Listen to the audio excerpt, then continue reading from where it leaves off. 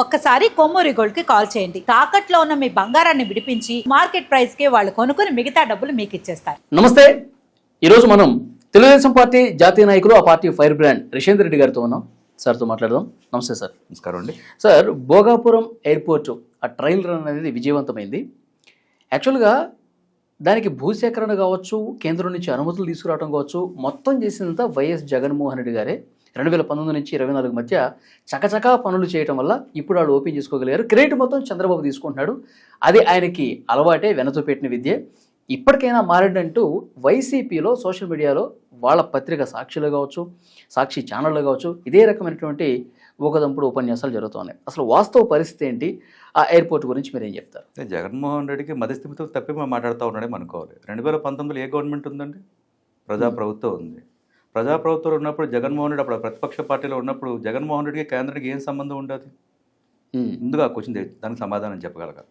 ప్రభుత్వంలో ఏ పార్టీ ఉంటే, ప్రభుత్వంలో ఏదైతే మనిషి ఉంటుందో వాళ్ళే అభివృద్ధి కార్యక్రమాలు చేయడం కానీ జరుగుతుంది. 2019లో ఉండేది ప్రజాప్రభుత్వం. అప్పటి ముఖ్యమంత్రి నారా చంద్రబాబు నాయుడు గారి ప్రభుత్వంలో ఈ భోగాపురం ఎయిర్పోర్ట్ అనేది ప్రారంభం జరిగింది. ఆ టైంలో మన కేంద్రంతో మనం సహాయ సహకారాలు ఉన్నాం. ఆ టైంలోనే మనము ఆ బంధాలు కంటిన్యూ చేసినాం కాబట్టి మనకి చక్కచక్క అనుమతులు రావడం కానివ్వండి, అప్పటి ఏవియేషన్ మినిస్టర్ అశోక్ గజపతి గారు ఉండడం కానీ మనకు అదృష్టంగా భోగాపురం ఎయిర్పోర్ట్ జరిగింది. ఆ యొక్క ప్రభుత్వం మీద నమ్మకంతో కానివ్వండి, గౌరవ నారా చంద్రబాబు నాయుడు గారి విజన్ మీద నమ్మకంతో కానీ ఆ ప్రాంత వాసులు కానీ మనకి భూమి సీలింగ్ ఇవ్వడం కానీ, ల్యాండ్ సీలింగ్ ఇవ్వడం జరిగింది. తిమ్మతో లేని వ్యక్తి ఆనాటి ఎలక్షన్లో ఏం చెప్పినాడండి? ఎర్ర బస్సు లేని ఊరికి ఎయిర్పోర్ట్ దేనికని చెప్పినాడు. జగన్మోహన్ రెడ్డి పరిస్థితి చూస్తుంటే ఎట్లా ఉంటుందంటే, సింపుల్గా ఒక మాట చెప్తా ఉంటాం. ఈ యొక్క భారతదేశానికి స్వతంత్ర సంబరాదుల్లో చేసి పోరాటం చేసింది మా కుటుంబం వల్లే ఈ భారతదేశం ఏర్పడినది. పోఖ్రాన్ అణుపరీక్షలు కూడా మా ఇంటి దగ్గర నుంచే మొదలైనాయి. అట్లాగే ఆపరేషన్ సింధూర్ కూడా వ్యూహంలో నా వ్యూహమే ఉంది. అమెరికాలో ట్రంప్ రావడానికి కూడా నా కారణం వల్ల అమెరికా అధ్యక్షుడు అయినాడు. ఈరోజు నరేంద్ర మోడీ ప్రధానమంత్రిగా ఉండడానికి కూడా నా యొక్క ఆలోచనతోనే ప్రధానమంత్రిగా ఉన్నాడని చెప్పుకొని పరిస్థితిలో జగన్మోహన్ రెడ్డి దిగజారిపోయినాడు. అంటే ఇట్లాంటి వ్యక్తిని ఇట్లా వదిలేస్తే ఇలాంటి మాటలే మాట్లాడుతూ ఉంటాడు. పోఖ్రాన్ పక్షులు కూడా మా ఇంటి నుంచి వాళ్ళు నెంబర్లతో సహా చెప్తున్నారు కదా సార్. కేవలం 370 ఎకరాలు మాత్రమే భూసేకరణ జరిగింది 14 నుంచి 19 వరకు చంద్రబాబు గారు ముఖ్యమంత్రిగా ఉన్నప్పుడు. ఇప్పుడు 2000కు పైగా ఎకరాలు భూసేకరణ ఏ విధంగా సాధ్యమైంది? అక్కడ పనులు ఏ విధంగా స్టార్ట్ అయినాయి? ఇవన్నీ కూడా జగన్మోహన్ రెడ్డి 2019 2024 వరకు గడ్డి కాసినావా? అధికారులు అప్పుడు నువ్వే ఉన్నావు కదా, నీ మందబలమే ఉంది కదా, 151 మంది నీ మందబలమే ఉంది కదా.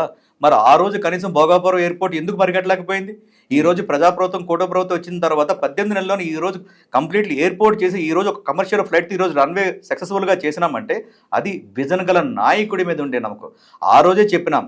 ఆ రోజు మేము ప్రతిపక్షంలో ఉన్నప్పుడు కూడా భోగాపురం ఎయిర్పోర్ట్ని మీరు పునరుద్ధరించండి, ఆర్థిక శక్తిగా, భారతదేశంలో ఆర్థిక శక్తిగా విశాఖపట్నం అభివృద్ధి చెందిన ఆనాడు ప్రతిపక్ష పార్టీ హోదాలో ఉండి చంద్రబాబు నాయుడు గారు ఈ యొక్క ప్రభుత్వం మీద, ఈ యొక్క దుర్మార్గమైన ప్రభుత్వం మీద, దౌర్జన్యాలు చేసిన ప్రభుత్వం మీద ఎన్ని విధాలుగా అసెంబ్లీ సాక్షిగా మేము మాట్లాడితే ఆ రోజు మమ్మల్ని కనీసం మాట్లాడి ఇచ్చకుండా కూడా మమ్మల్ని మీరు మాటల యుద్ధంతో మీరు మమ్మల్ని కట్టడి చేసినారే. మరి ఆ రోజు మీరు అభివృద్ధి చేయకుండా మీరు మాట్లాడుతూ ఉంటారు. ఈ రోజు అన్ని అయిపోయిన తర్వాత ఎవరో పుట్టిన వీళ్ళకి నేనే కారణం అని చెప్పి అన్నట్టుగా ఈ రోజు ఇలాంటి దుర్మార్గులు రాజకీయాల్లో ఉండడం, ఇట్లాంటి వ్యక్తులకు మాట్లాడుకోవడం మన దౌర్భాగ్యం. కనీసం మీరు అభివృద్ధికి సహకరించండి.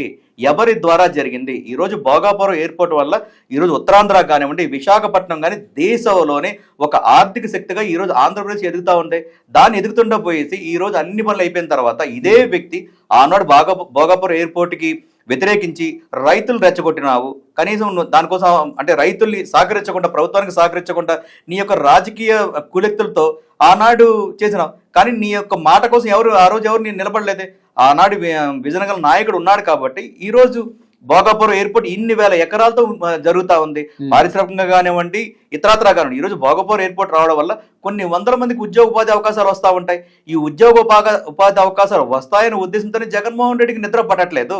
జగన్మోహన్ రెడ్డికి ఇంకా ఇంతకు ముందు కూడా నిద్ర పట్టకుండా చేసే బాధ్యత మాది ఈ కూడ ప్రభుత్వం. ఎందుకంటే ఆంధ్ర రాష్ట్రం ఎంత శరవేగంగా అభివృద్ధి చెందుతా ఉందంటే, పోలవరం పూర్తి కాబోతుంది 2027 కల్లా, 2028 కల్లా రాజధాని కంప్లీట్ కాబోతా ఉంది. ఇప్పుడు భోగాపురం ఎయిర్పోర్ట్ రేపు జూన్లో మేము ప్రారంభించబోతా ఉన్నాం. ఈ యొక్క ఆంధ్ర రాష్ట్రానికి కొన్ని వందల పరిశ్రమలు రాబోతా ఉన్నాయి. కొన్ని లక్షల మందికి ఉపాధి అవకాశాలు ఇస్తా ఉంటాం. ఆంధ్ర రాష్ట్రం అంటే భారతదేశంలో 2వ ఆర్థిక రాజధానిగా తయారు చూపిస్తాం. జగన్మోహన్ రెడ్డి నువ్వు ఇట్లానే ఏడుస్తా ఉండు. ఎందుకంటే ప్రతిది కూడా రేపొద్దున ఇదే మాట అన్న వ్యక్తి అమరావతి కూడా నా వల్లే నేనే కట్టాను, దానివల్ల ఇంత డెవలప్ అయిందని చెప్పుకునే పరిస్థితిలో జగన్మోహన్ రెడ్డి ఉంటాడు. కాబట్టి పిచ్చోడి చేతికి రాయిచ్చినట్టుగా ఈ రోజు జగన్మోహన్ రెడ్డికి తన ఆ పరిస్థితిలో ఉన్నాడు. ఇవన్నీ చూసిన తర్వాతనే 2024లో ప్రజలు ఒక మంచి తీర్పు ఇచ్చి 11 సీట్లకే కూర్చోబెట్టిన వ్యక్తి ఈ రోజు చిలక పలుకులు అతను సాక్షి మీడియాలో కానివ్వండి, మీరు అన్నారు సాక్షి మీడియాలో కానివ్వండి, సాక్షి పత్రికలో మాట్లాడుతున్నాడు. ఇదే వ్యక్తి అసెంబ్లీలోకి వచ్చి మాట్లాడితే కనీసం ఒక ప్రజానాయకుడుగా ఒక పులివెందల శాసనసభ్యుడు ప్రజలు గుర్తిస్తూ ఉంటారు. లేకపోతే ఇంతకింత పరాభవం రేపు ప్రజాస్వామ్యం జరుగుతుంది మీ ద్వారా తెలియజేస్తూ ఉంటాం.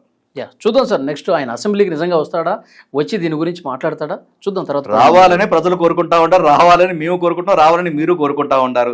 అది వచ్చిన తర్వాత ఎవరెవరు ఏంటనే తెలుస్తా ఉంటది.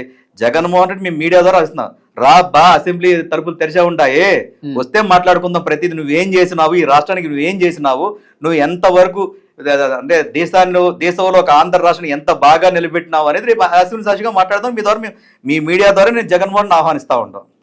చూద్దాం sir, thank you very much. Thank you.